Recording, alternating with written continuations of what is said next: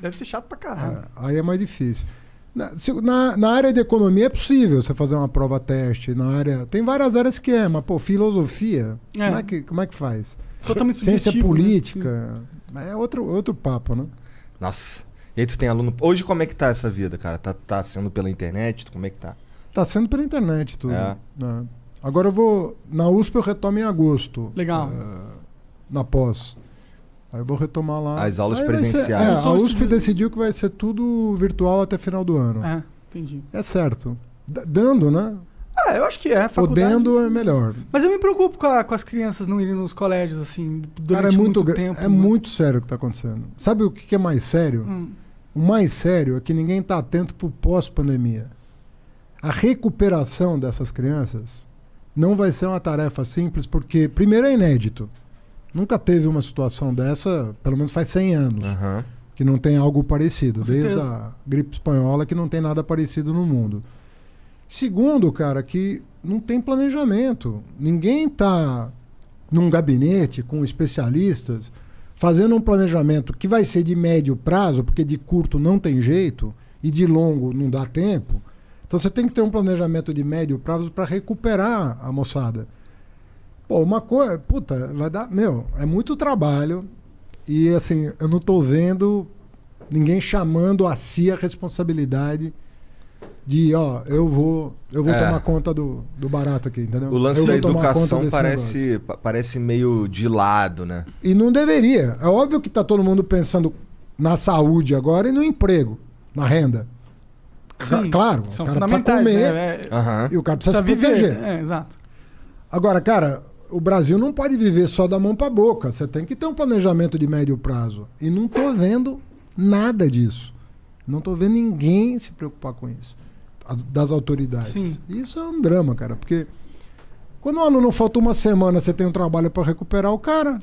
E faltou um ano, né, agora? Pô, fica um mês sem ir para a escola, para você ver. Só para você recuperar... Um mês, ficou doente.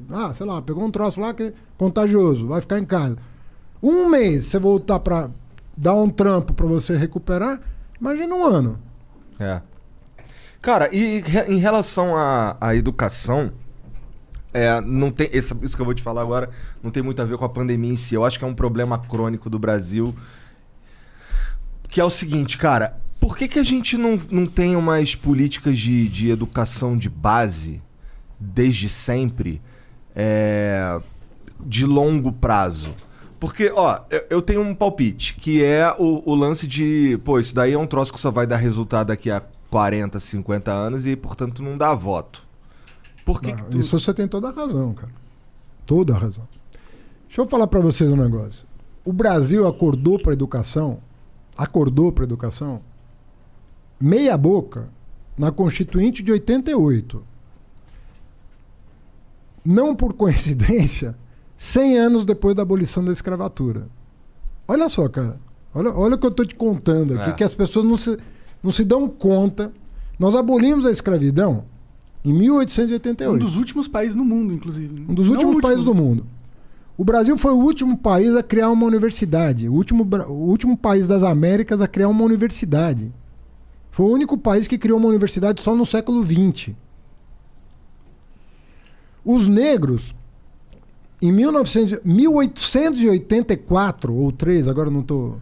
Tem uma lei chamada Lei Saraiva. Bota lá no Google que você acha. Lei Saraiva.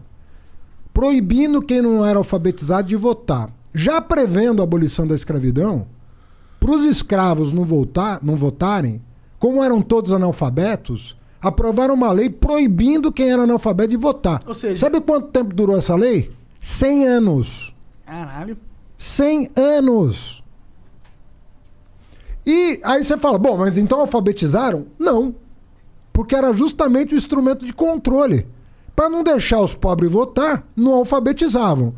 E a lei proibia votar sem alfabetização. Resultado, nego, ninguém votava. Era um desincentivo muito grande para investimento em educação. Então veja só, você que era alfabetizado... Você que ia para a universidade, você que ia para Coimbra estudar direito, você não estava preocupado com a educação porque você já estava educado. O cara que estava preocupado com a educação não podia votar.